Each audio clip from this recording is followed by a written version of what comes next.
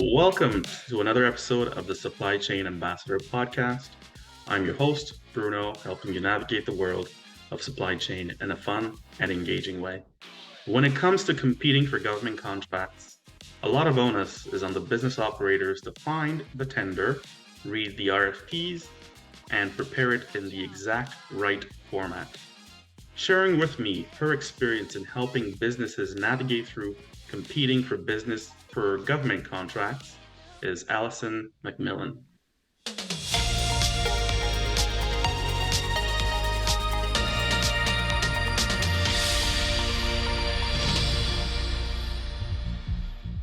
Allison McMillan is a proposal writer who helps small businesses in British Columbia bid on municipal, federal, and provincial contracts. Her company, Jame Tech Inc., is launching a new brand that helps connect businesses with proposal writers. So be on the lookout for that. Welcome, Allison. Thanks for having me.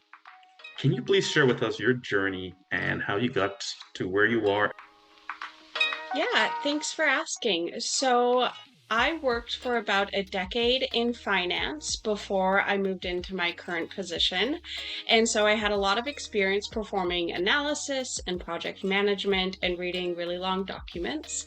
And then as I was looking at the next stage of my career, I realized there was a big gap between what purchasing officers want and what procurement wants, and what a small business of maybe one owner and maybe a couple admin support have the time to do to bid on government contracts.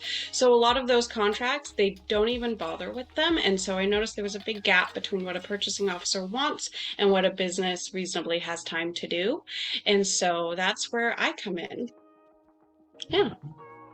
That's excellent that you were able to find that gap that addresses such a pressing need. What would you say you love about your work? What I really love about the work is a lot of my clients really appreciate what I do. They usually have some experience in either RFPs on the procurement side or in responding to an RFP, and they understand the complexities of it and that it is decentralized and that you need to make sure everything is correct for what that RFP is asking for. So they really appreciate being able to bid on a contract without necessarily having to take 10 to 20 hours of their own time, that they can provide their quote, past answers, and I can put it in the correct format. And from that, I find that the government is a great client to have for my clients. They're very transparent. It's multi-year contracts, and with those multi-year contracts, my clients, they can invest in their business in other ways. They have a reliable source of revenue, which is extremely valuable. Yeah, absolutely.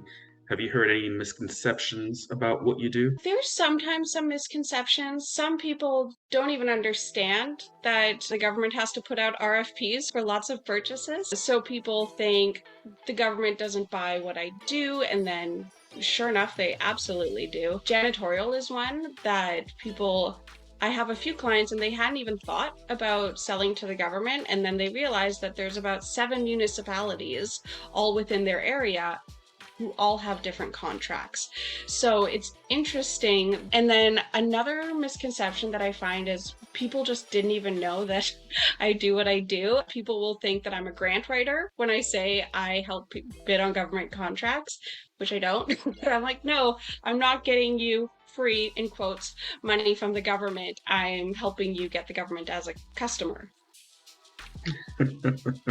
That's quite interesting. And can you share with us challenges that you've faced and how you've overcome them? Some challenges that I've faced are always tell my clients one of the most important things with government procurement is to have patience and to understand that things are not going to happen as quickly as you would like, and to be patient with contract awards, especially in the last 2 years. Everything has been a bit crazy.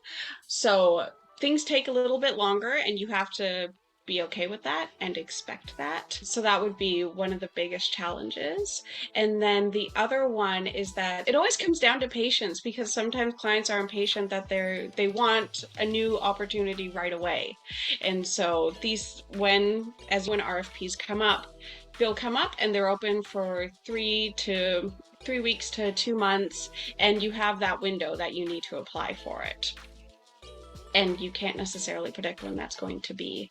Then the other challenge that people sometimes face is they don't understand that they can ask questions. If there's a scope in an RFP and they really disagree with one section of it and think that it's really unreasonable for that to be a part of the overall contract, you can ask the procurement officer about it. You can get that changed.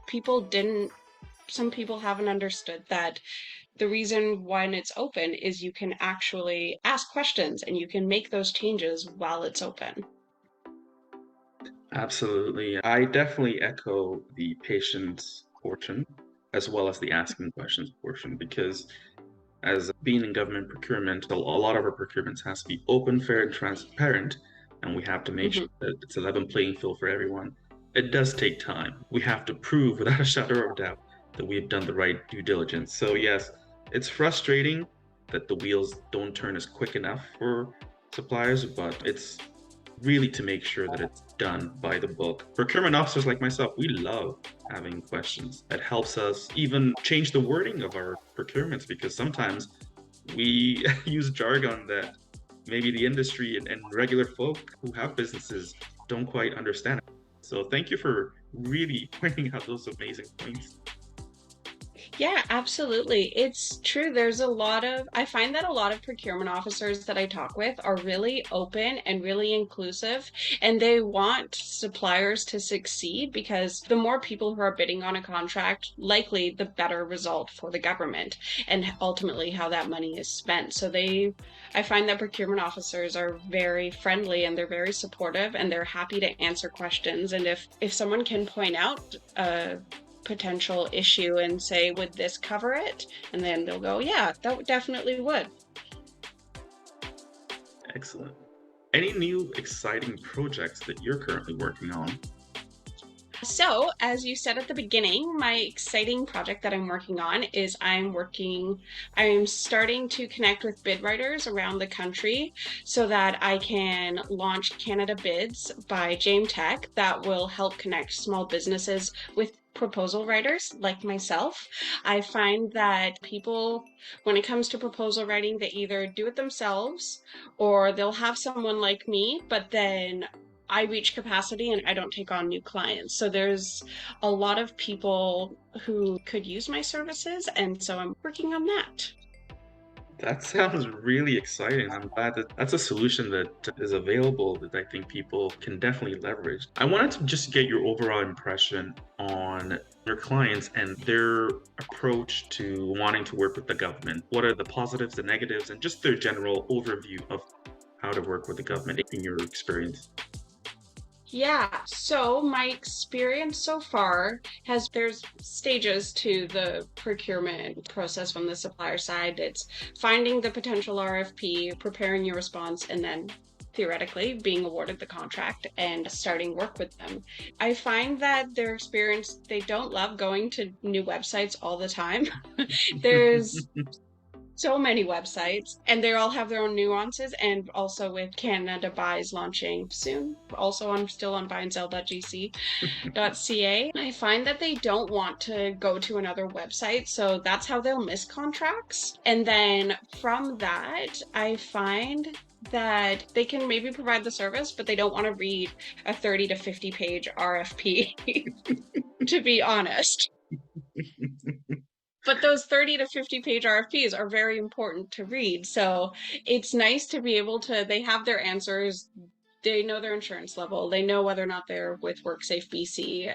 They know all of those answers, so that you can compare it to that. And then they can just answer what they want to, which is, what's my price? Here are my references. Here are my past project examples. It's interesting to see, because I've had clients that maybe they even won a contract a while ago, but they just don't bother bidding on it because they don't have the time to read those RFPs. Fascinating. What advice can you give to our listeners? So, for the procurement officers and everyone who's listening, I want to give a shout out because I actually think PSPC does a really good job at a lot of the RFPs that I see. I find the mandatory criteria is very clearly communicated. I find it's extremely fair. Sometimes I've seen, say for project management, they expect a 20-page project plan in the RFP response specific to whatever the RFP is about. And that's a big ask for someone to create before they've even got the contracts. And I find that PSPC does a really good job understanding what's reasonable to expect someone to do before they've gotten the contract. And then for the companies that are thinking about bidding on government contracts or who have been bidding on government contracts, my number one recommendation is always to really review the scope and understand what you're bidding on. I have had it where I've need to go over it with clients multiple times to make sure that they understand what they'll be servicing, how often they have to service it, and making sure that is done correctly, because that's how you have to quote it correctly. If you don't do that, then you could potentially put yourself in a really bad situation. That's wonderful. And any call to action to share to our listeners? If anybody wants to get in touch with me, I'm Allison McMillan on LinkedIn, as well as my website is www.canadabids.ca, and I'm hoping to launch that service in early 2023 right now is my aim. Like I was saying, right now I'm working on connecting with bid writers who can do the work, and that takes time, and it's all about patience because I want to make sure everyone has the right training and is able to do the job well. Wow. Thank you, Allison. We've covered quite a bit of very valuable information today, talking about the aspect of working with the government and asking questions, right? And also working with JameTech and the service that you provide in terms of just removing all that difficulty in navigating government procurement. So I think that's very valuable because, yes, government websites, they're proliferated everywhere with rules everywhere and nuances everywhere. So having one spot where all that's gathered and put in a nice. Yeah, it's interesting. I was working on just a list of all of the different websites, the bonfires, the bids and tenders, Mercs, all of them. And then I was looking at all the different rules, and in the Northwest Territories, I believe they still have it that you need to advertise in the newspaper for 1 week. Really? Yeah, it's a requirement if you're going to bid. And I was like, wow, how do I get up there for those people? Maybe I should be advertising next to them. Fascinating. And that's why you never know until you ask. So thank you for coming down to really sit with me to do this podcast. And it's been a pleasure. Yeah, thanks. It's been really good.